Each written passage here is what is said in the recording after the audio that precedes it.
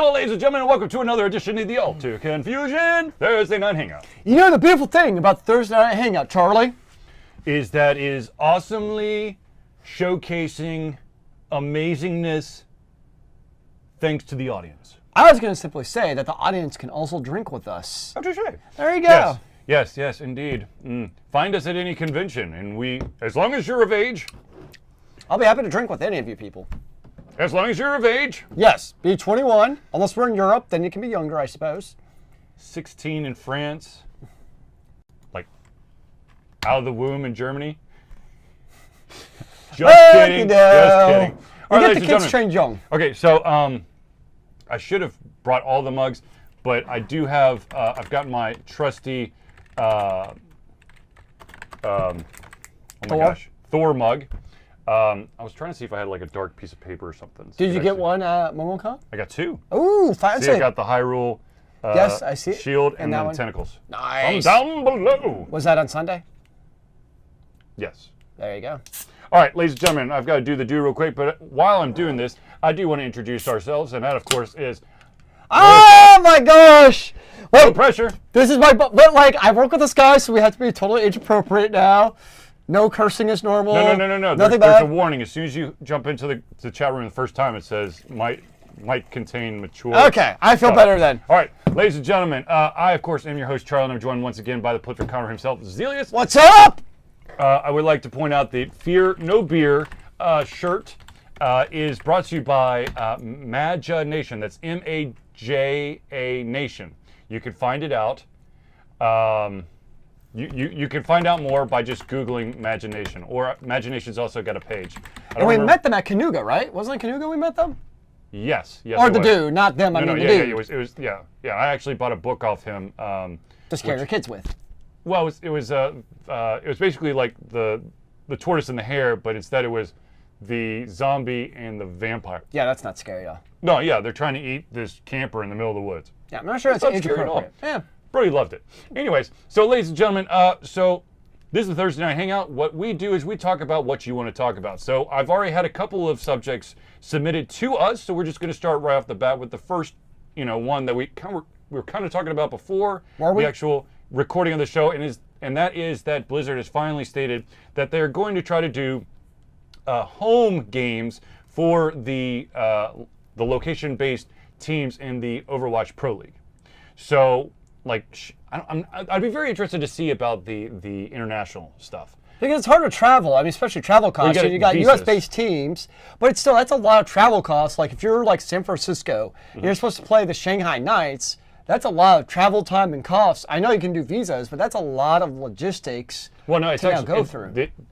The one thing that I've noticed, and this is the truth about almost all of the esports stuff, is that. There have been several times where, like Smite World Championship, where all the Chinese guys can't get their visas. And that'd be my worry. Is I like the idea. I think it's a cool idea, but it just seems like with international teams, that can be very difficult to do. Oh no! As it is. I was gonna say, well, what if we just had like an international side and then like a U.S. side? But unfortunately, that's the entire point. But no. The problem is that to travel between the United States, literally you just get in the car and you go across state lines. However, when you're talking about foreign countries, you have to get a visa for every single country you go into. So it would not make things easier. It wouldn't be like, all of a sudden like, oh yeah, China plays France. Well, they've got to get a visa to go into France. So what about this? What if the international teams, let's take Shanghai. Sure. What if they had a U.S.-based home away from home? We're like, their home games, let's just say they were based in Los Angeles. So if Shanghai has a home game, it's in L.A. or something. So that way they can still kind of potentially have a following domestically. I'm just saying, because, if you're San Francisco and you're playing a home game, you're always going to play in San Francisco. If you're Dallas and you're in Dallas, you got your home game, you're always going to play in Dallas. So kind of give, and also kind of potentially levels the playing field, because if Dallas has a home field, and they know they're always playing in Dallas, I don't know how many matches are. Let's just say there's 20 matches for the sake of math, right? They know 10 of these matches they're playing at home. And there's kind of that familiarity of being at home. You don't have to travel, all that good stuff. You're in your own bed. Well, don't you want the same kind of advantage for Shanghai, where they can have kind of their home quarters? But that would be in Shanghai. You can't give them a neutral field and go, by the way, this is your home base. It's not really your home base, but we're going to put you here. Yeah, and that's kind of what Jay Steve is. What Jay Steve is saying, and that's kind of what I agree with. Practically speaking, I don't think you can say Shanghai's home base is Shanghai. It's not feasible. No, and one of the things that I've brought up is that I don't think it's actually feasible for every single team to fly to all the different locations, because that would be absolutely crazy. I think personally that they should have rotating locations. So all the teams go to one location for like a week or 2 weeks, and then they rotate to the next one. I'm going to be totally honest with you. I don't remember how long the season is, but I'm pretty sure that's potentially doable. You also have to remember that there's a bunch of expansion teams that are rumored to be coming in. Of course, the buy-in, I believe, is now set at 35 million to 50 million. No big deal. We got that. We got that in the back, man. Anyway, so it's very interesting. And this will, they're basically predicting this will start in 2020. Okay. All right, so because all their matches right now are in LA, correct? Yes, they're all in LA in a very itty bitty studio that seats 345 people.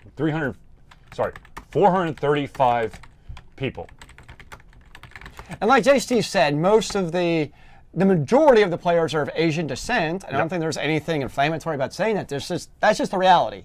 You look at any pro sport. Look at League of Legends. Yeah, League of Legends, they're all of Asian descent. It's just a completely different, StarCraft 2. That's all you saw, especially the Koreans. And then you found out that the top player is actually throwing matches because he can make more money betting against himself. So yeah, especially like the South Koreans has always been that hotbed for these games. Right. It's just a different culture. Our best and brightest, they're raised to play, basketball and other sports. Other countries, esports is a viable alternative. Well, okay, right. But so the League of Legends thing is internationally is what I really want to bring up real quick, and that is that you got Overwatch Pro League, where you have I can't remember, I think it's like 10 teams internationally, and everyone has to play in a room that seats 435 people.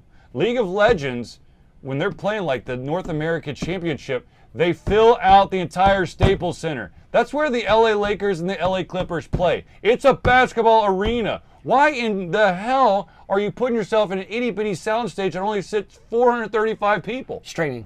You don't care about that. It's all about the streaming. I think Blizzard, they took a calculated look. The bean counters took a calculated look and like, where is the money going to come in? And you look at, so first they have it at home.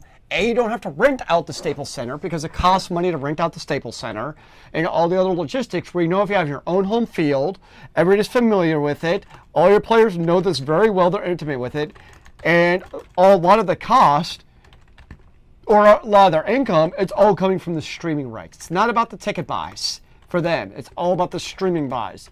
That's what they care about, and they can also create a very customized viewing experience for the audience, because that's what they think is the future. New York Excelsior is an all Asian descent. I don't think they are American, so to be in New York, it would be the fans, not the players. Yes, that's true. Personally, okay, so to use your logic against you, League of Legends is one of the biggest streamed games, okay? And yet they sell out basketball arenas. I'm not saying they don't. I'm just trying to say that's, I think, why Blizzard chose to go the path they did. You could have at least, like, I don't know, borrowed a freaking college arena. I mean, hell, my freaking alma mater has 1,600 seats in it. That's 4 times the size of the stupid. But I bet the Overwatch League one is very comfy. No, they bring out fold-out chairs. You sit your ass there. I bet it looks really cool with all the shiny lights. Sure, why not? I don't care. Great, they painted the walls purple. Well, Blizzard's always kind of done things their own ways too. No shit. That's something Blizzard does well, where they do it their own way. Actually, let me rephrase that. They take what other people have done and they distill it down into the Blizzard way. Eagles, Winthrop Eagles. speaking of Blizzard and tournaments, oh my God. One of the things that I find interesting, and I actually got to talk about this several times with different people who came by MomoCon, which of course we're going to talk about MomoCon in a second. But one of the hot button topics was, so basically all of the AAA studios have done away with LAN parties or LAN capabilities simply because they want to make money off every single copy. And for those who don't know what a LAN party is, it means local area network. What does that mean now? Basically, all the computers are in the same room and they all interconnect with each other. Wait, so you mean like I actually have to play with people like next to me? Yes. That's crazy talk. So one of the things that's been occurring is that a lot of people way back in the day were doing their own like homebrewed StarCraft tournaments. Sure. Of course, with LAN, you could do that and it not be that big of a problem. Now, what's been going on now is apparently Blizzard, or probably Activision's been, poking Blizzard in the back about this, or maybe not, I don't know. Basically, if you say StarCraft and tournament, even in a joking way, you have to pay Blizzard $2,000 for licensing rights. Ooh, that's a hefty fee. So let's say myself, Zealeus, and a couple other, let's say 8 other people. No, we'll go with 10 other people, so we got 12. I don't know why I'm going with 12, but anyways, 12 individuals are just going to play a friendly, like round robin, couple of matches of StarCraft, and let's say that we put, I don't know, a 24-pack of beer as the prize. And we say, hey, it's the friendly Altered Confusion StarCraft tournament. We could get sued or have to pay them $2,000. I think I'll pass. I'm going to play the StarCraft Altered Confusion Invitational. No. Don't even use the name. Just be like, it is a real-time strategy Altered Confusion fun get-together. That was set in the future, in a land far, far away. In a fictional world. Fictitious world. With dragoons and little alien creepers that go underground. Yeah. Anyway, so be careful if you're going to host any kind of like Blizzard stuff. All right, so let's talk about MomoCon. MomoCon! I know that some people are like, whoa, shouldn't you have talked about it last week? But Altered Confusion was on vacation. Well, one of us was on vacation. And Zealeus didn't want to stream by himself. So MomoCon, of course, is an annual general fandom with heavy ties into anime, or heavy, I guess, leans towards anime. And it was every single year in Atlanta at the Georgia World Congress Center. And Altered Confusion has been there for, I guess, 6 years now? Anyways, we've also been doing panels. I think last year we only had one panel, but MomoCon was freaking amazing. We did 2 panels, and I also, I guess, we had a fan table. I was there the entire time. And it was a hell of a lot of fun. If you saw us at MomoCon, hello, thank you for stopping by. But one of the interesting things about MomoCon is just that the sheer volume of individuals there, and I think they continue to do a good job of keeping things orderly. Yes, I agree. It's a very one of the things I like about MomoCon. So the 2 conventions I enjoy most are MomoCon and DragonCon. Mm-hmm. And MomoCon, it's like the orderly convention in Atlanta. I mean, a lot of people, good attendees, but it's very well organized. You know exactly where the panels are. There's not, people pushing around. You can actually fit into spaces. And, DragonCon, which is complete opposite. It's just 4 days of absolute chaos.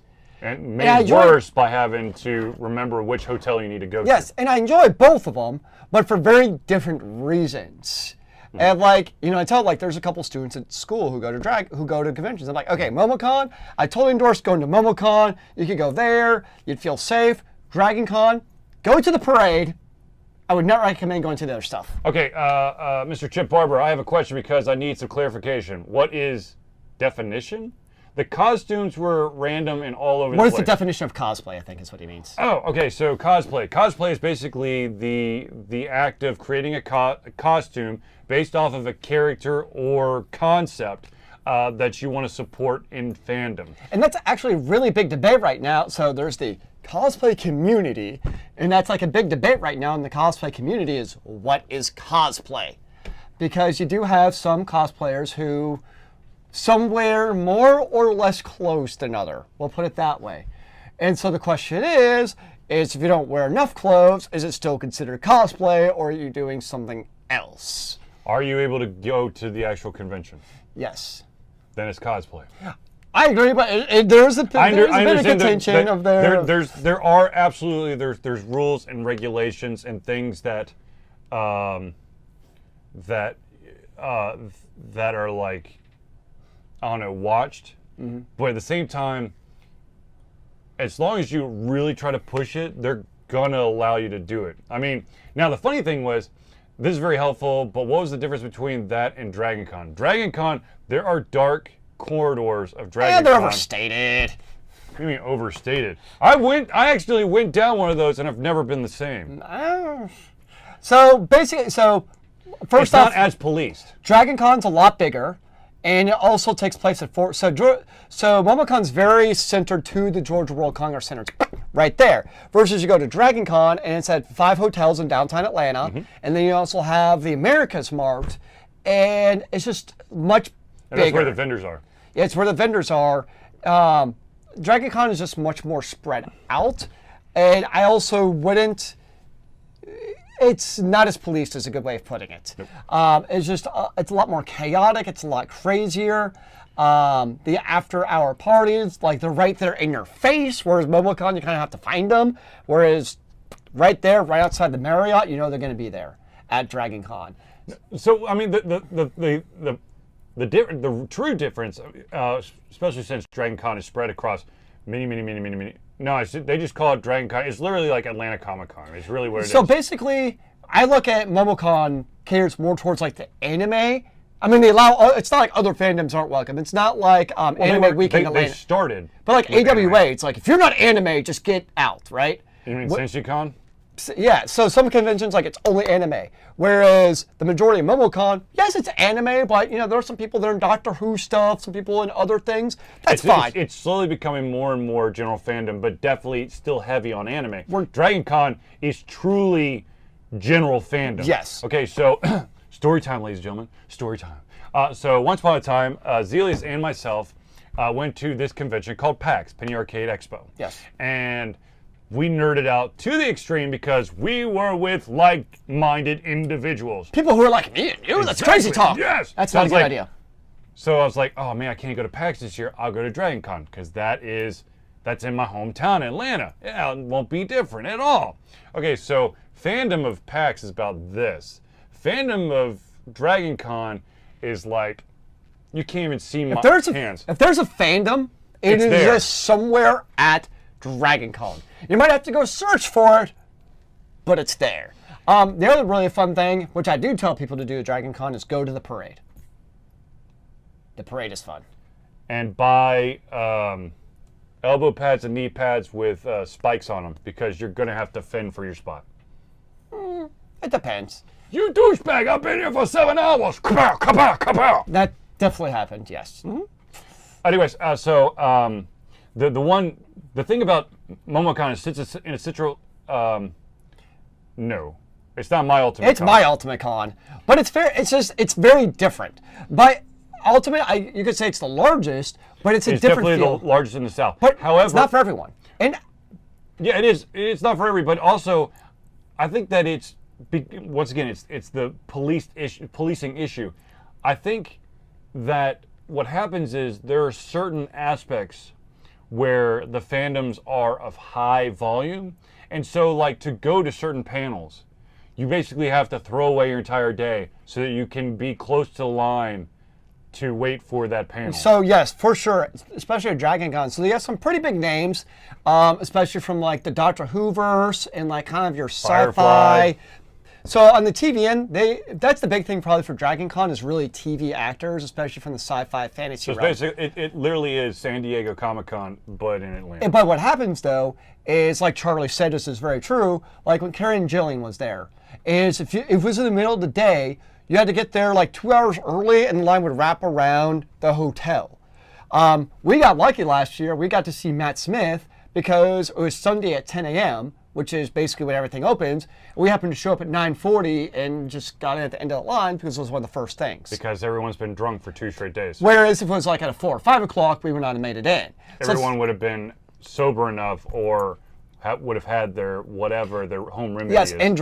and alcohol and Dragon Con is definitely goes very big hand in hand. It's absolutely true. Well, they're all in hotels, so all you got to do is go to the hotel bar, and you're still at the convention. Yep. Another thing about Georgia World Congress Center is you have to get through security to actually get into the convention. Yes, the CNN Center is there, and you've got also got restaurants. And sure, you could probably have a 6-pack, a 12-pack, a 24 and 48-pack in your car in a cooler, and then spontaneously at random intervals walk out and chug a beer and then come back in to MomoCon. However, I'm pretty sure they'd figure it out really damn quick. And one of the issues is that Dragon Con's really running into is I enjoy the crowd part of it. It is entertaining to me. You go up there, you see like all the people and the crazy cosplays, but it's actually starting to become too crowded, especially because they don't cap the sales. No.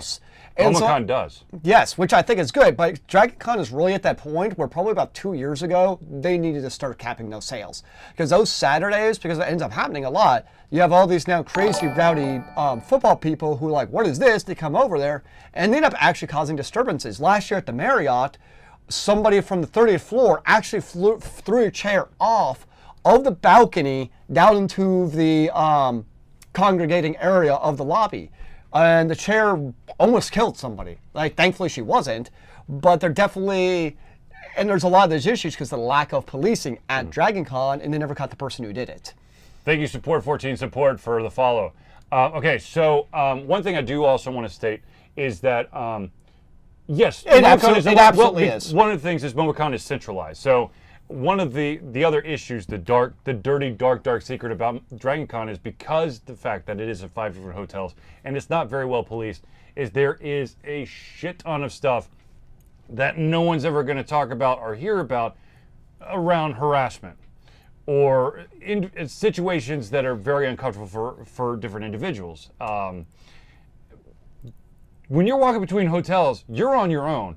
And I love Atlanta, but I would never walk the streets, even a huge crowd, at night in Atlanta, downtown, because, no. But that's the most entertaining part of Dragon Con. No. It's the nighttime festivities. Yeah, because you never know what's going to happen. Exactly, that's part of the fun. Which means that you could be mugged, you could be robbed, you could be assaulted. Or we could see like the raddest jazz band right there next to you, rocking out to some jams. True. You just true. never know. God, live a little, man. Live on the edge. Yeah, no, I'm good. I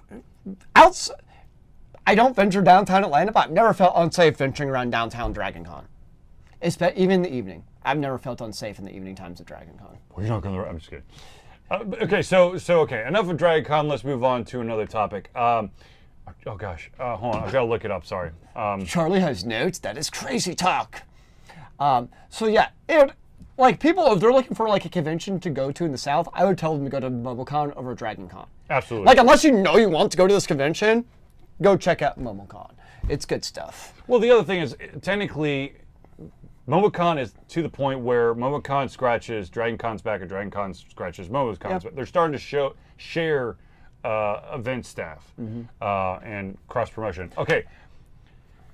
This was a question that was brought up a couple times simply because people have noticed during the in real life streams, they've kind of noticed that there's a Your couple, IRL or like in yes, general? my IRLs. Okay. They've noticed that there's a couple Funko Pop A couple. boxes on the walls. A couple? And so yes, a couple. couple. Damn it. And so the question has been stated several times: exactly how many Funko Pop do you have? So, anybody want to take a guess? Zealeus? Give me a second here. I swear to God, do not actually count all the boxes. I will pop you All right, upside I'm down. going to guess 120. JStev1, if you're still actively watching, you can, if you remember what I said earlier. Son of a bitch! Party Yeah. foul! Or Chip. If Chip is still here, you're more than welcome to guess too. Yes. Anybody in the crowd can guess how many Funko Pops Charlie has. Well, you have 176 from J. Steve. Yep. Is that many? Yeah. Yeah, there you go. It's 176. So somebody was listening to your mindless rambles? That's yes, impressive. because I was actually updating my inventory because I had to add Bedtime Deadpool and Deadpool as Bob Ross, which holy shit, that is awesome. I'm just kidding. It is. That's a lot of Funkos. You know, I could probably pay like a month's rent with all these Funkos. Wow. I'm just saying. They could go towards some like good. Oh. Okay, so speaking of fun stuff, Alter Confusion received a special gift from a longtime fan. Zealeus has it to his right currently. If you will just, there it is, right there. We got a Twitch pillow! Hooray! Thank you, J-Stev. J-Stev's going to send me some of his Funko Pops. Yes. Don't encourage him! It's a little late, don't you think? At 176. He doesn't need any more. He's cut off, believe me. Anyways, Twitch pillow. Thank you very much. I'm just going to sit like this for the rest of the show. It's going to be the Twitch guy who's talking the whole time. Oh. Charlie, hi. I'm a Funko. Oh, there was another question that was stated several times at MomoCon and then a couple times from individuals that are at MomoCon but asked me afterwards, and that was, what the hell was up with all those weird-ass drawings you had on index cards? That is a great question. Do you have one of those? I might have like a simple one. I don't have one of the complex ones because it's actually in that red book over there. Let's see if I got one. Nope, don't see one. I see index cards that are blank. More blank! Or is it on there and you just have to use your imagination to see it? Haha. It's in a book. It's reading Rainbow. Do you want me to go grab your book? Yeah, go ahead and grab. Well, here we go. I've got. That works. Okay. So I don't know if you can actually see it or Yeah. not. We have to Hold get on. much closer. Here, I'm gonna get closer. I got this, dude. I got it. Nah, it's not gonna work.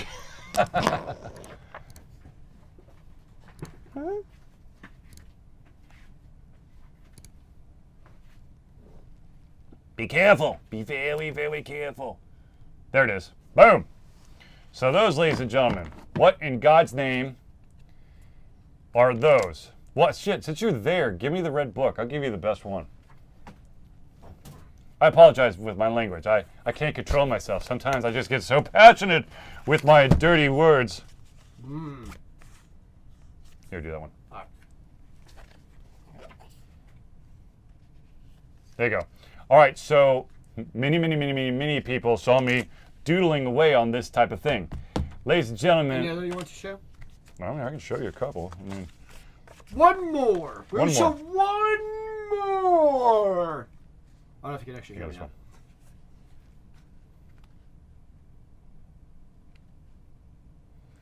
All right, so explanation time, since this seemed to be a topic that kept coming up. So, what in the hell are your doodles, Why is there one random sock over here? Brody? Next question, please. These random doodles are what I've now nicknamed my brain doodles. It's literally my time to kind of, you know how people kind of like zone out? Mm-hmm. It's my zone out. It kind of just like clears my head, I turn off my brain, and I just draw the random lines, and then I try to add some 3D-ish to it. And I fucking missed something, but I'm, okay. OCD Just turn them boy. over. Here, Yeah. give it to me. Here. We're putting it Put away. them over there. We're putting it away. But anyways, those are called my brain doodles. Now, of course, at any That time, is a scary thought to doodle your brain. now, of course, if anyone out there actually wants an official Alter Confusion brain doodle, you can, of course, just reach out to me, and I'll probably just mail it to you. You should ask her one because you should give one from Charlie. You can frame it on your wall or put it in your bathroom. Either one works. I'm still saying that there was, when I was at Big Fan of Greenville last year, and I was doing a brain doodle, and someone came up and played a game on my, on the Alter Confusion computer, and they beat the game. Oh, yes, And it they were was... like, hey, wait, whoa. I just won. What do I get? I'm like, huh? He's like, I just won the game. I'm like, cool. He goes, well, what's my prize? I'm like, I don't know. And he's like, can I have that thing you just drew? I'm like, yeah, okay, here you go. What was the game? I had a picture in my I head. have no idea. It was the Labyrinth game. The temple game where you like you were a sorcerer.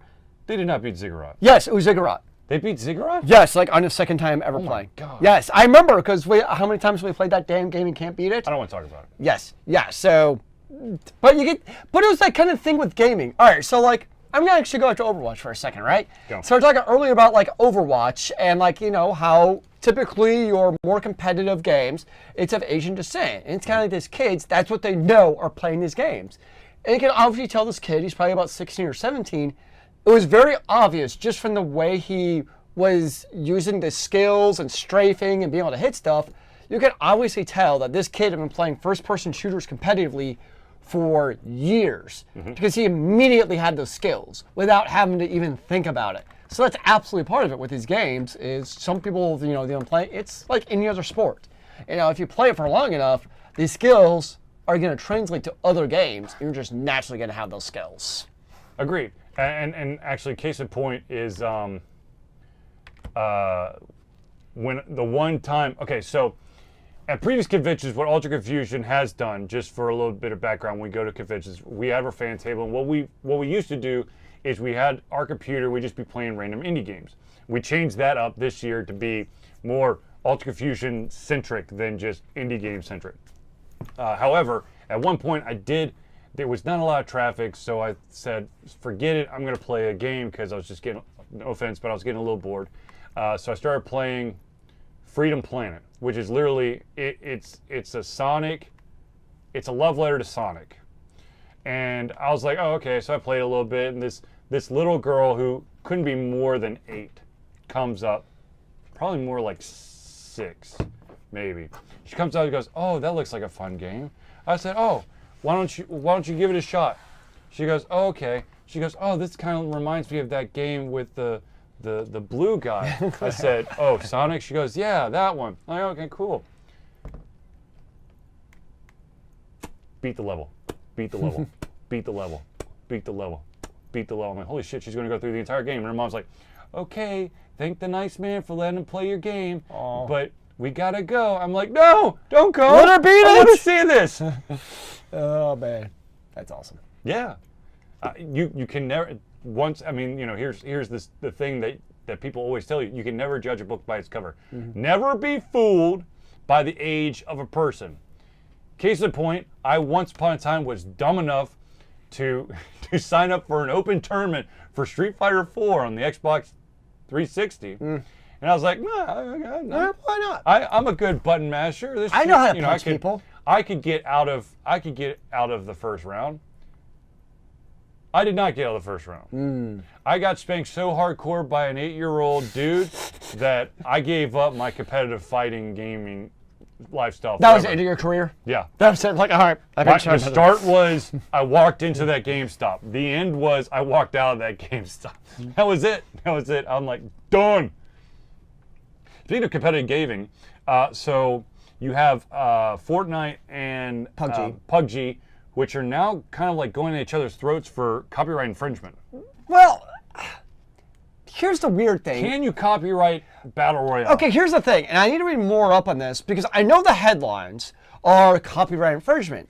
But from having read a little bit more into it, apparently what it really is, it's Wasn't there like a developer who was on both? Yeah, it had to do that, and it also had to do with how they use the engine and licensing with having used the engine. So from my understanding, it's not just straight up the copyright infringement issue, but it's not really that. It's more about how they utilize the developers and the engine, and they used engine and the assets in certain ways that were or were not licensed. And it seems like that was really the issue at hand. Then basically Fortnite just totally copying PUBG. It was these other things that happened was my understanding. Realm Royale. And now I don't know that one. What's the Paladins one? I don't think that's called Realm Royale. That doesn't sound like a high-res type of game. Well, Paladins definitely has I know they have one, but that doesn't sound like something high-res would use. At least that's me. Let's see if I can figure out what the hell the damn thing is. So yes, I mean, I don't think I in video games, if concepts like battle royale and stuff like that can be copyrighted, we might as well stop making video games. Let's be honest, because everything builds on each other. Now, on the other hand, if it's, let's take a very common one, are RPGs on the mobile device, where they very clearly, literally just copy and paste assets from other MMOs. That's different to me. If you're just clearly taking other assets from other games, I totally understand that being copyright infringement, because you're literally copying assets. That I can get behind. But if it's actual gameplay concepts, like a battle royale concept, even if they're using the same number of 100, it's still a battle royale. It's high res. Is it high res? High Res's battle royale game Realm Royale is now available on Steam Early Access. So if it's just like concepts, that I don't believe should be copyrightable. But like I said, if it's actual digital assets, that I can totally understand. Oh yeah, I read this. I read Realm Royale is like Fortnite mixed with World of Warcraft. Okay. Did they use all the World of Warcraft assets like every other? No, maybe. I don't know. There was actually, it was in high res. I want to say it was actually Smite, and there was a background for a character, and in the background was very obviously the same exact background from a Overwatch character. However, the thing is from looking at it and kind of reading the comments, the point that was probably made, something like that, because it was just a simple background, probably literally what happened was like Hi-Res outsourced that background to like some, developer in like China or India or something, and they had no idea. So like some stuff like that, yeah. I'm willing to give the benefit of doubt to be like, they probably had no actual idea. Okay, so yeah, everybody's doing royales basically. But here is the thing. Realm Royale Ninja, the Fortnite player, who's the big name, is playing the Realm Royale. And to be honest with you, Hi-Res probably said, "Hey, it would be really awesome if you promoted this. We'll give you free shit." I mean, let's be honest. When you have a recognizable name, you can. Okay, so real quick, JStev1, they can't copyright Royale mode. It's a concept. You'd be surprised how many dumbasses would try to do that. There was a gentleman who thankfully has kind of gone bye-bye, who stated flat out that if you had the word edge in your game, that's copyright infringement. Because he had something called The Edge, which I think was a digital magazine for video gaming. So if you had, say, Mirror's Edge, well, you owe us money. At the same time, we're talking about what's the Candy Crush is one. Yeah. If you had Crush King. or is it? Was it? No, it's Candy Crush. But what was the name was of the company? Candy or Crush? It was one of the two. It was both. It was Candy Crush Saga. They went after Banner Saga because it had Saga in the name. They went after another company because they had Candy. I think it was like Candy Match 101 or something like that. You can't use the word candy in your title. We're coming after you. And but also you gotta remember, in America, you can sue for anything. Doesn't mean you're gonna win. No. But you can also sue for anything. So okay, that's an interesting topic. So let's go down that path real quick. Okay, the unfortunate thing, the beautiful thing in the U.S. is that you can sue for anything. The unfortunate thing is, the big man, or the man, is able to basically punch all of the little people in the nuts or in the face by simply just throwing a lawsuit at them, because they can give you a very, very large monetary lawsuit. Yep. So they can basically silence a company and force them to change without anything. One other thing, too, that America doesn't have, that a lot of European countries have, is basically restitution. So in some other, especially European countries, so let's say it's frivolous lawsuits, basically. So if you sue another copyright, let's just say copyright infringement for the Royal Battle thing, right? And a judge for the Battle Royale battle concept, right? The Royal Battle. Like, oh yeah, it's Queen against King. Ha ha! Just it's been copyrighted. What? So the Battle Royale battle concept, and a judge looks at that, it's like, well, WTF, of course it's copyrightable. In America, that just gets thrown out, but you're out all of your legal costs to have defended yourself. Whereas in some European countries, you do that, not only Did you lose your lawsuit? Now you have to pay restitution back to the person you sued Yeah. because you're such a dumbass Yeah. on what you sued for. I have some European heritage. I actually have quite a piece of my family tree over in Europe. And if you were to try to pull this crap over in France, the judge would immediately go, no, you're going to pay me, you're going to pay the gentleman who you're trying to sue, and just for shits and giggles, you're going to pay the government for wasting our time. Bye-bye. So 2 good points, Jay Steve, is Battlegrounds didn't capitalize on Royale because they were rosy. I'm guessing before. I'm guessing there were Royales before Battlegrounds. Yeah, but they also, so for a while there though, PUBG did kind of have the marketplace, but they kind of rested on their laurels, and then all of a sudden Fortnite came, and basically Fortnite, especially with their free-to-play concept, totally overtook the marketplace from PUBG. It was like, see ya, and now what does everybody play that I know? It's frickin' Fortnite. All the kids at school, all they play is stupid Fortnite, especially on their bloody mobile phone. Lots of Fortnite. And then at MomoCon, we always like to ask, like, what video games are you playing? Overwatch and Fortnite. And then, you're right, if you use the same argument, what about Overwatch and Paladins? Because Paladins is clearly a copy of Overwatch, Charlie. Oh, no! But you're right, though. If you could copyright the Royal idea, then basically, I mean, hell, you go back to like what, Wolfenstein 3D and games before Wolfenstein with the entire FPS genre. And you think about it, all the FPSs really build on deathmatch. So let's go back to the first deathmatch FPS we could find, and they should sue everyone because they owe them royalties now. Whatever that was. Well, I mean, it would the company that first came up with deathmatch, first kill and you're out. Who was? I'm really curious kind of who that was now. Who, deathmatch? Yeah. I don't know. It's probably Quake. Well, was Wolfenstein before Quake, though? Wolfenstein didn't... Okay, so we're talking Wolfenstein 3D. Wolfenstein 3D, yeah. Yeah, I don't know.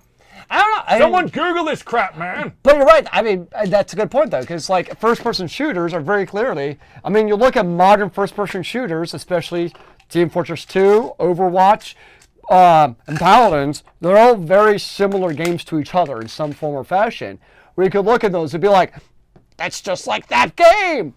And the reality is, if you could sue for gameplay concepts in video games, the video game market would suck. Because you'd have no innovation and nothing interesting. And I'd like it. You know, in first-person shooters, you have choices. You have Overwatch, and you have Paladins, and you have Call of Duty, you have CSGO. You have options. Skyforge. What? That's another game I've heard. Sure. But you have options. Because if you could sue based on gameplay concepts, then you would have like one choice from each genre. It would probably suck monkey balls. So I'm really glad that you're not able to, and you have all these options to choose from. Now, someone told me about Skyforge. I don't know anything about Skyforge. I've never heard of Skyforge before. Someone at work was saying something about Skyforge. It's an online MMORPG is what I see. Let's see here. Play Skyforge for free. Become immortal and repel the invaders. Your home world needs a guardian to fight back the invaders. Let's see. Free to play, massive multiplayer MMORPG. That is quite possibly the most generic description of a video game I've ever read. I know. I mean, like that's Diablo 1. Generic. Excuse me. Bless you. Okay. And Diablo 1 had Deckard Cain going for it. So, guys, I just met a... Oh, God. It's not. Oh, no. Yeah, I know you're a mod here, Nudge. We're very aware. So, I could give you my password, Brant, if you really want to hear it. Thank you. Thank you, Nudge. I was the person who gave her mod rights. Well, it certainly wasn't me, because I would not give Nudge mod rights. That scares me. She's our bona fide awesomeness troll. Exactly! She's a troll. Have you not realized this? I know, but she can combat the other trolls, and that, my friends, is the most important thing. The troll on troll. Who will win? It will be Nudge every time. Because Nudge will push the envelope, but she won't go all the way. Oh, she hacked it and gave it to herself. Huh? She gave herself mod No, rights. you didn't, Nudge. I gave it to you. That would not surprise me. Okay, anyways, what the hell were we talking about? Oh, battle royales. Or copywriting a game mechanic or a concept. Yes, I know. Well, you created our Discord.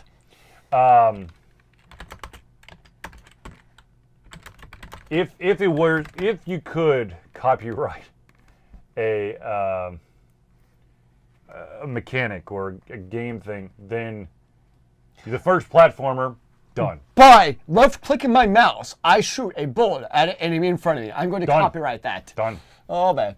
Done. Anyway, so yeah, it's Yes, Nudge, you did create our Discord. and it's just interesting when you see some of these weird ass lawsuits that are coming out, and it just makes me want to just scratch my head, going, why? Well, especially like the whole Battle Royale lawsuit. It's like, this has been, I mean, how long have we had video games that basically copycat each other and life has gone on? Like, it's not like there's been these lawsuits. It's almost been like this kind of almost like, in a way, like gentleman's agreement among the developers that like, hey, I know your game might be like me. All 2D side-scrolling games are done for. But if we start suing each other, we know we're all screwed. So we're not going to sue each other. What? As it's been stated many, many times, you cannot. Oh God, sandbox games. Done. You're done. You're done. Sorry, Minecraft. You're gone. Skyrim. You're gone. How about just, it's a video game. Sorry, Pong.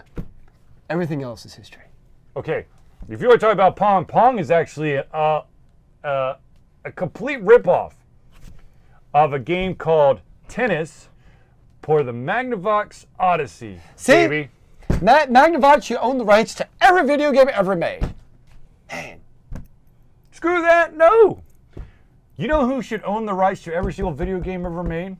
Caesar? No. Dave Arneson and Gary Gygax. I'm not sure what Pong or tennis have to do with Dungeons and Dragons. They allowed for individuals to utilize their imagination to go into a situation that rips you from reality, to allow you to play as two sticks bouncing a ball back and forth. Then J.R.R. Tolkien should own all those rights because he's the one who basically invented all these foreign mythical creatures with elves and dwarves that then gave the inspiration for other awesome machinations. No, he is also being copyrighted.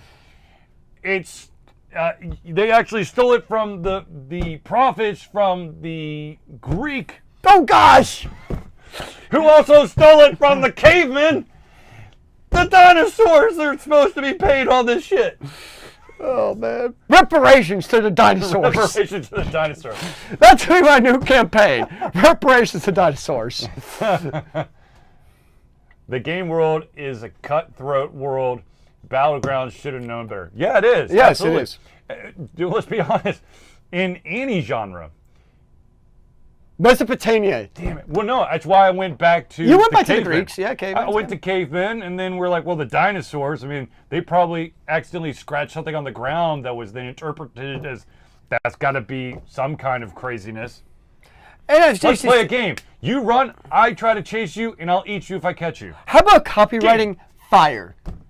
I'm just saying. I'm the first person who made fire. The Mesopotamians? No, I don't know who actually made fire the first time. No. She's saying the Mesopotamia was cavemen were Well, Right. Mesopotamia is where you first had written history. hide and seek. The Written- first amoeba was The before first, the first dinosaurs. written language. It's the primordial ooze. They own all the rights. Jesus Christ. The Big Bang actually owns all the rights. And the quirk that came before the Big Bang. See? See? We own nothing. We should just sue.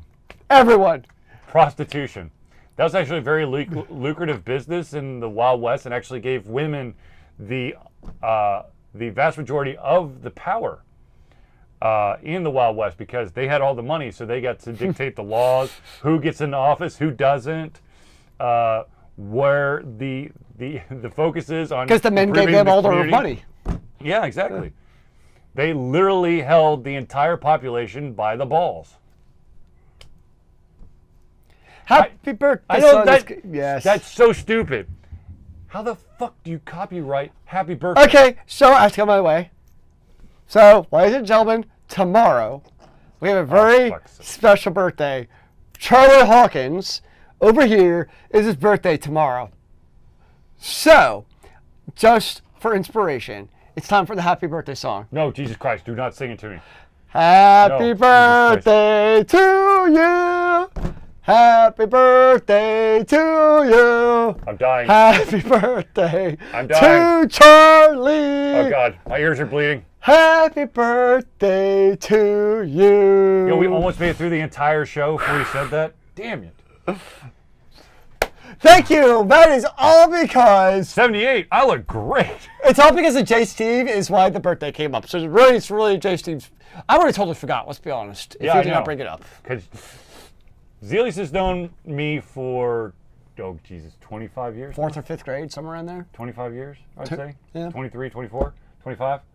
Now your channel's being sued because you sang the damn song. Yes, my life's mission is complete. I've always wanted to be sued by Time Warner, Sony. I don't know who owns it. I think it's AT&T or something. Some weird ass shit. Anyways, It's the triad. sure. Well, it's actually Bell.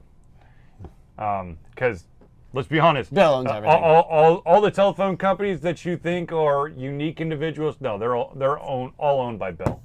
Disney owns it. Disney owns it. Oh, great. And I Probably. will be sued. Yes. Thanks a lot, Now we're dickhead.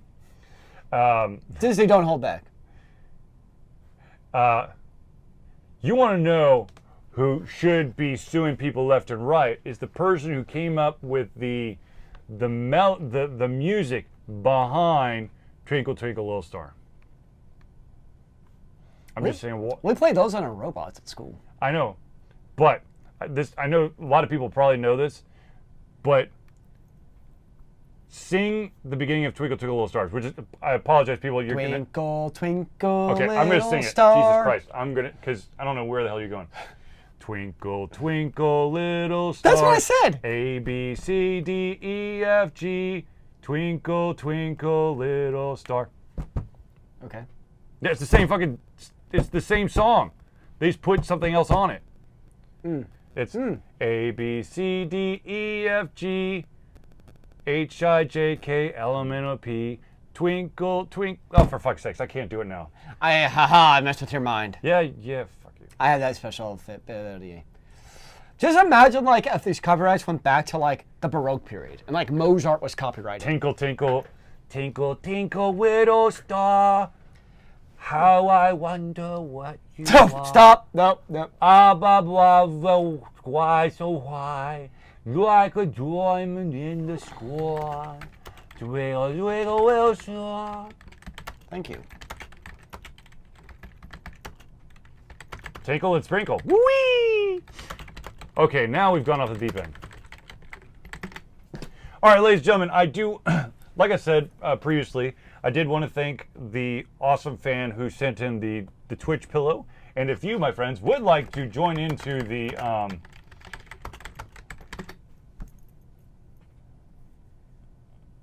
oh my God. If you would like to, excuse me, if you would like to send something to Altered Confusion yourself, you can always Like send a it to. tinkle. Oh my God. Shut up, Zealeus. You can always send it to the following address, which I'm going to state. Nope. That's not it. Damn it. Here, you grab it. I got it. Oh, no. All right, so anyways, yes, it's going to be on YouTube. Thanks a lot, Nudge. Yes, the chat is included on YouTube. Way to go, Nudge. Now I've got to put a parental guidance thing. Don't you do that anyway whenever Nudge is on the show? Like, that's by default. Oh, wait, you already said it. Yeah. So anyways, so if you would like to send anything to Altered Confusion, go to 1551 Dunwoody Village Parkway, number 88276, Dunwoody, Georgia, 30338. And I checked my box today. There was nothing there this time around, except for a bill for the previous owner of the P.O. Box. Nice. Sims 48 sex toys. Oh, joy. Totally off topic. Does anyone remember there was like there was a joke? I don't think it was actually real, but right after sends 48 sex toys. Chip jumps back into the chat. Oh my God. That's great. Good timing. Are you going to do an unboxing? Yeah, absolutely. If you send something. If Do we have something to unbox? I do not have. Oh. I do not have anything to unbox. You should have waited to unbox this, man. I know. I didn't know what it was. It was such a weird ass package. I was like, what the f is that? And then I was like, oh snap! And I'm not one of those people like, ta-da! I already opened it, but I didn't really open it. Ah. No. Should have put it back in the box. We could have opened I could. No, I couldn't get it back in the box. That's what she said. Oh yeah. Thank you for that. Anyways, ladies and gentlemen, I do want to run down a quick couple things. That, of course, is all of our social media ways of allowing you to get to us. Okay, nudge. Sorry, no, just from you. Yeah. I will. Okay, so here's the deal. I will not look into the box. I will have someone screen the box just to make sure there's. Actually, you know what? I will open the box on air without anyone screening it because I can look at it before I pull it out of the box. You never know. Like, That's what she said. What if it was like a spring? So like as soon as like it's enough tension from like opening the box, it just like flies out. No. Okay. So there is this website you can literally go to. It's like I think it's called like Glitter Bomb or something. Oh God. No. Oh, that's terrible. Where it's it is a pressurized container that when you open it, it shoots glitter everywhere. And it's really fucking hard to clean. You know what I really want to do for our next robotics competition? I want to What? put one like on a robot. So like the middle of a competition, like if somebody hits us, like glitter just explodes like everywhere. It'll be awesome. Anyways, so let's talk about our social media, ways to get to us on social media. So ladies and gentlemen, if you want to check out our website, you can go to www.AlteredConfusion.com. You can also check us out on Facebook. And AlteredConfusion. You can check us out on our YouTube channel. AlteredConfusionLLC. Of course, if you're watching us on Twitch, you already know the channel, but just in case, twitch.tv/AlteredConfusion. And make sure you give us a little heart to follow us. And that's great, Nudge. And then, of course, ladies and gentlemen, if you'd like to follow us on Twitter, you can do so by following At AlteredConfusion without the end. because the end would break the internet. And oh no, oh no, I will have a very sharp, pointy knife that if anything tries to lunge at me, it will be stabbed. I'm gonna just, if we want anything in this show, like I'm gonna be over there because I'm really worried about like the repercussions of these boxes.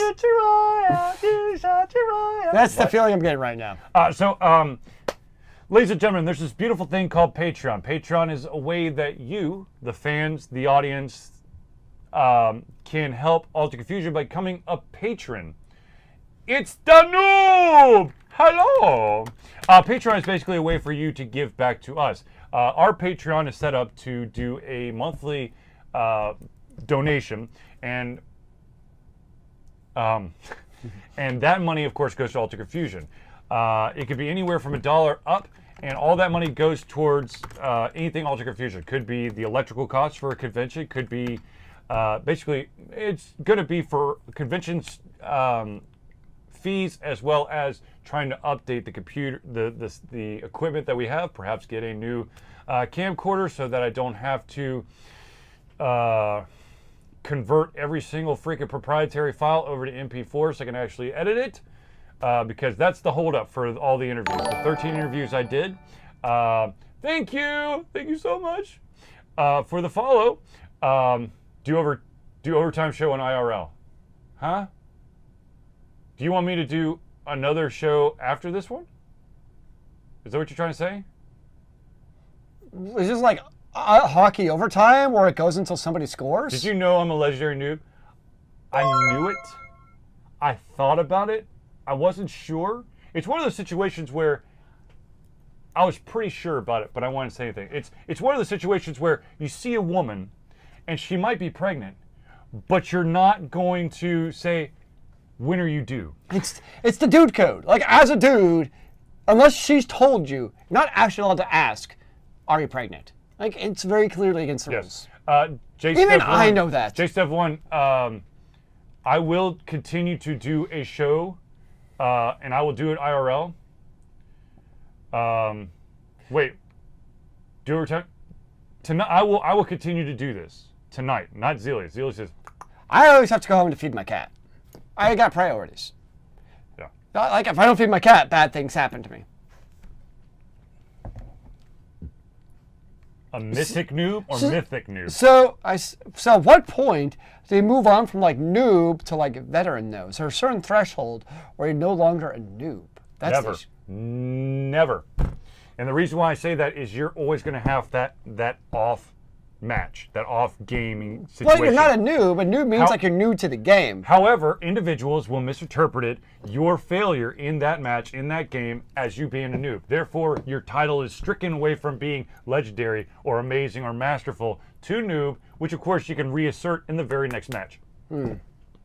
Assert your noobness. That's something to aspire All right, for. so sorry. Patreon, if you do donations, once again, it goes to all the things Altered Confusion. It's only for Altered Confusion, just to give you an idea of some of the costs that were incurred upon MomoCon.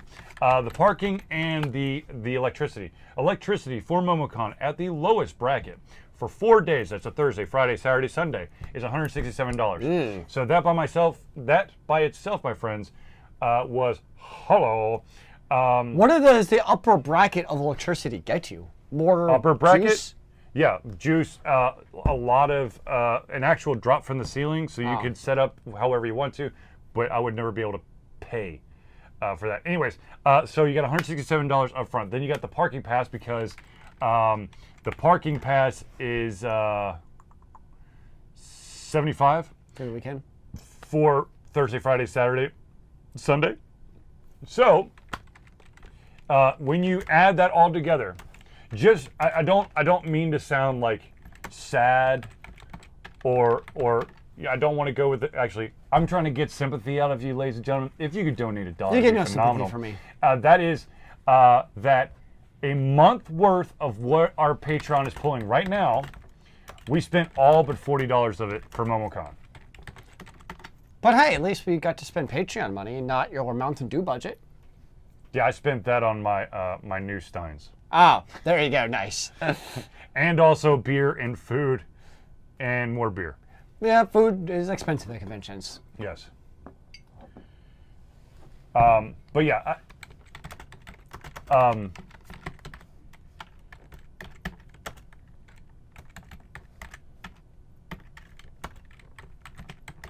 ooh. Okay, so I'm sorry. You said you Zealeus just put in the, but sometimes mystery noob. Oh, so do you use this? What do you call it? Smurf account? I do not use this perfect. No, but that's the term, right? Yes. I can never remember. Yes. So basically, if those don't know, if you play especially competitive PvP games, is people create Smurfs account, and the whole idea behind a Smurf account is you can then go into the lower level games as a level 1 and face stomp all those actual true noobs who aren't very good at the game. The king of the noobs. So yeah, Ooh. I guess in a way a Smurf account could be considered king of the noobs because they have a noob account, but they're absolutely dominating the noobs because they're actually not really a noob. All right, so let's take it a step further. Okay, let's say that you were once upon a time you were the most masterful of masterful warlocks at World of Warcraft. Okay. But now you've removed yourself for like 4 years, So we're basically talking about Sword Art Online. and then you jump back in. This is the plot of Sword Art Online. Like, literally. No, Master PvPer goes back to level 0. And dot hack. And, like, every other one of those type of animes. No, I'm not talking that your stuff gets erased, you putz. I'm talking about you. When once upon a time you were like one of those lead raiders. That was a long time ago. And you probably had some proficiency.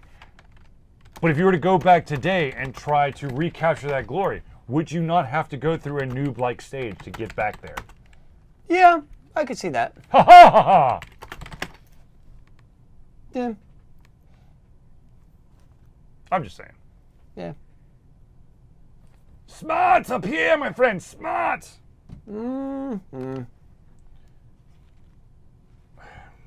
Nudge, really. I'm not even, that's. Anyways, Wow, we really got deep into noobage. Who knew there could be so many variations of noobs? It was a simpler day when it was just a noob. Is your noob status dependent on the game you play? Well, Let's say that you're I would like, say specific if you're to a crack genre. shot. Okay, so let's say that you're like an FPS all-star. So are you immediately never going to be a noob if you pick up a new FPS? Are you Well, go immediately- back. Well, think of like Ziggurat, for instance, right? That guy who came up with Kanuga and beat Ziggurat in his second gameplay. He was technically a Ziggurat noob, but he was like a master noob. Okay. So you can see the same thing with FPS is. If you have somebody who's like an Overwatch, like gold, a GM, 500 level plus, and then he goes and plays Paladins, he's technically going to be specifically to Paladins a noob, but he's still going to probably face stomp all the other noobs. Because those FPS skills absolutely transfer from one game to another. Is it that simple when you do like a platformer, a 2D platformer? If you're like the master of like Mario, could you easily make the transition to Super Meat Boy, which is a 2D platformer game? I think the skills have less interlopability of platformers, because platformers tend to be very unique, whereas first-person shooters tend to kind of follow the same mold, if we're going to be honest. Because first-person shooters really come down to a lot of, basically, one, situational awareness, and two, can you aim? Like, that's the crux of first-person shooters. Whereas a lot of other stuff that goes into platforms. So I think the skills definitely transition. There's too much stuff going on. There's a lot of stuff like that transitions over, and specifically first-person shooters. And I would probably say real-time strategy games, too, would be the other one. RTSs. Yes, because RTS is your clicks per minute. And how fast can you like remember all those shortcut keys of to be able to select units, do stuff with units, and obviously like you have to go back and you have to like rememorize, macros and hotkeys from one RTS to another. But like if you're a top 500 StarCraft player, you could go become a top player in probably any other RTS. There is one genre that immediately comes to mind where you're an absolute, I believe, full-heartedly, that yes, you probably have the skills to maybe be just above noobage, but every single game in this genre has its own twist, a little bit of a different thing, and that is fighters. Okay, I can see that. Because you look at Mortal Kombat, you look at Street Fighter, you look at DBZ, you look at oh my gosh, I'm blank. Mortal Kombat. I already said Mortal Kombat. What about Soul Calibur? Soul Calibur. I mean, because you've got so many different. Did you name the 18 different versions of Street Fighter? Guilty Gear. I love. What about that Fighter Panda game that you like? Brutal Pulse of Fury. Yeah. The only one you were ever good at? Dude, I kicked ass in that. Dalai Lama is my man. And Tai Cheetah, and I can't remember any of the other ones off the top of my head. It was like Kinto Coyote. Yeah, Kino. What's the? Is it Keen? Oh, for fuck's sake. I don't know. I don't know why you're like looking for me to answer something. I never played the game. It's a fighting style. Karate? No, it's like Kinto or something. Kempo? Hold on. I'm gonna look it up. I mean, Kempo's a thing. I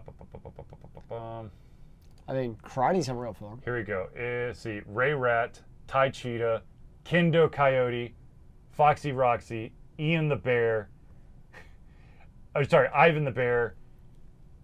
Panther. That wasn't in the game I had. Kung Fu Bunny, Prince Leon of Kenya. Karate Croc was not in my game. Dalai Lama.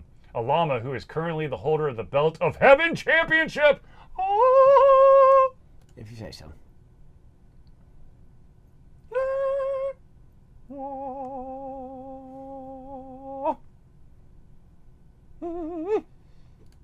Dude, I love me some Brutal Pulse of Fury.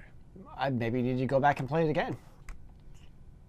I've got it. I actually have it. Or do you want to end like on a high note? Having gone out on top. No, okay, so I've never really been serious about fighting games. I'll be absolutely honest with you. I am a button masher to the extreme. However, with Brutal Paws of Fury, I took like a bunch of college rule paper, three-hole college rule paper, stapled it all together and made a fucking manual and drew out and wrote out all of the statistics and fighting combinations required for every single character. So you're really into it. Oh, I was. Did you actually play anybody at it, or did you just play? No, I did. Oh, there you go. Yeah. Nudge, I was going to let that one go, sweetheart. I'm going to be totally okay with that. It was out there. I could have said something. I decided not to. But I figured that if I didn't say anything, you were going to try to do what I usually do when I make, a lewd comment and no one immediately picks it up and I say, that's what she said. So I figured that's what was going to happen with that situation. But kind of rolling all the way back here, ladies and gentlemen, if you are interested in finding out more about this shirt, fear no peer. Or I've got this one too. This is for the older kids in the crowd. Like, I like how you just pull like shirts from your seat that you're sitting on. It's was it Enter the Fooey, which is based on the character Kung. Oh my God. Kung Fu Fury. Kung Fu Fighting. I can't. Kung Fu Panda. Kung Fu Fooey. Kung Fu Fooey. It's an old school cartoon. And then there's more. There's a vote for that. Borrow for Georgia. Barrow. I see borrow. It's John's last name, numbnuts. It doesn't mean I still don't say it phonetically. Oh my God. Or it could be Baroff or... You don't want to know where this shirt came from, man. I'm just kidding. It came from the seat he was sitting on. It's kind of creepy. Well, all of a sudden, he's just start coming out of his buttocks. I was kind of worried there for a second there. Excuse me? I told you these things were just coming out of your ass. That's what I saw. Hong Kong Fooey. Sorry, not Kung Fu.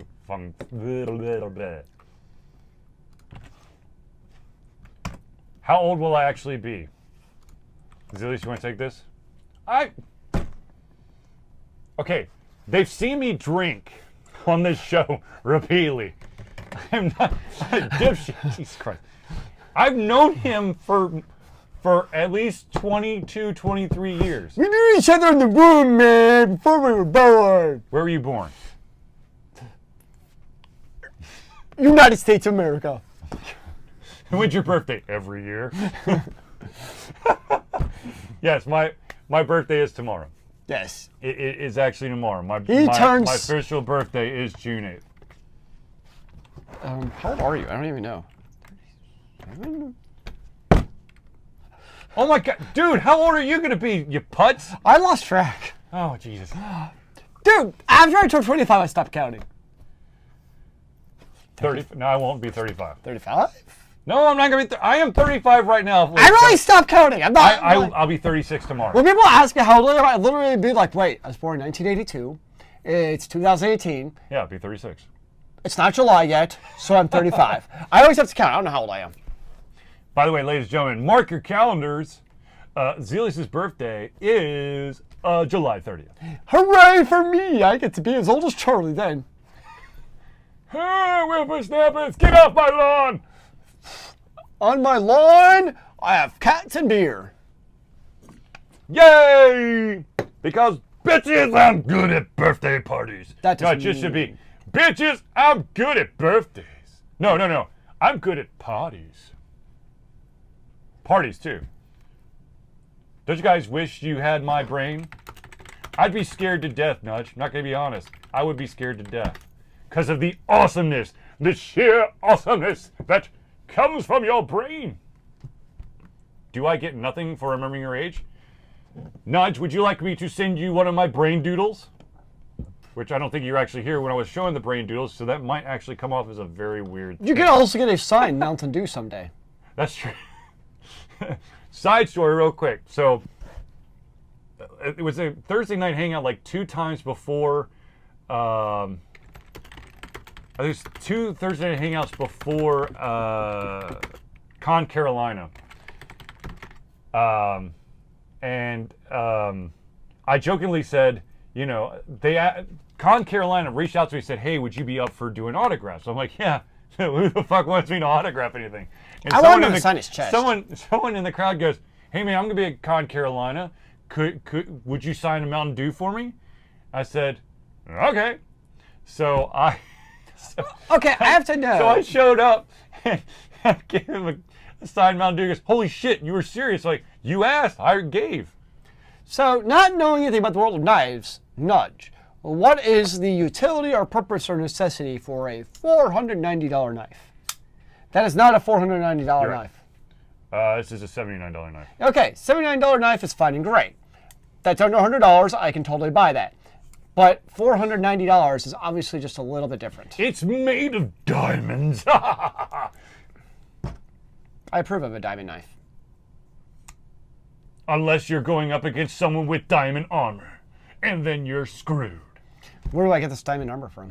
I don't know. I'm not saying that you could afford the armor. If you got the knife, you would, you know, probably at some point have to face off against someone who has diamond armor, and you'd be dead.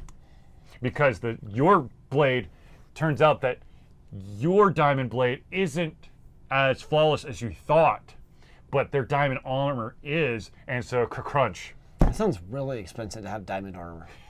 I know. Oh well.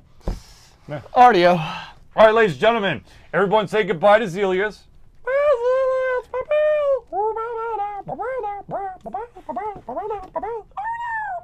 That's a Kaiser and $490. Powder steel and Damascus patterns. Yeah. That is then forged welded and handmade in Japan. Yeah. Wow, that sounds pretty crazy. Then can you be our very own personal ninja? No, maybe. I don't know. I don't know, just asking. JStev1, as much as I would love to keep Zealeus here, he has prior obligations to his cat, who apparently claws individuals' eyeballs out at the drop of a hat. Like, I can hear her meowing at me for food. How much does a here. personal ninja get paid? No one knows, because if you've met a ninja, you're dead. See? Problem solved. That's a useful skill to have if you're going to be a ninja. Okay, so anyone want to challenge me for my kingdoms? How many kingdoms do you have? How much are the peasantry paying you? And what exactly does your infantry look like? And are these kingdom full of noobs? And That's are important to there me. warring tribes at your border? Hey there. I can put my leg behind. I could do that when I was your age too. I could never do that. I used to be able to do that. I could never do that. And like, I'm not flexible. So like at under I've never 20, been flexible. people could do that. I was never able to do that. Well, you're I could supposed- never touch my toes, damn it. I never could do that either. Unless I bent my knees. Well, that's allowed. No, it's not allowed. You're supposed to do straight leg, touch your toes. I can't do it. That's actually really bad for your knees.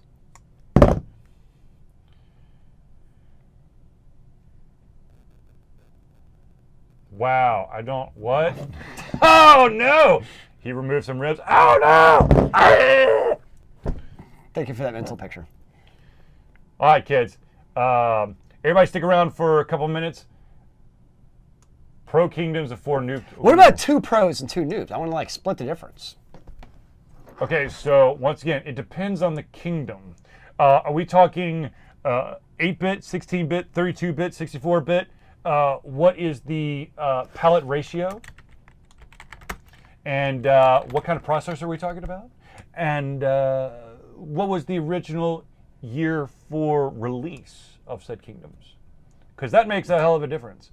If we're talking about this kingdom, and this will make Zealeus smile.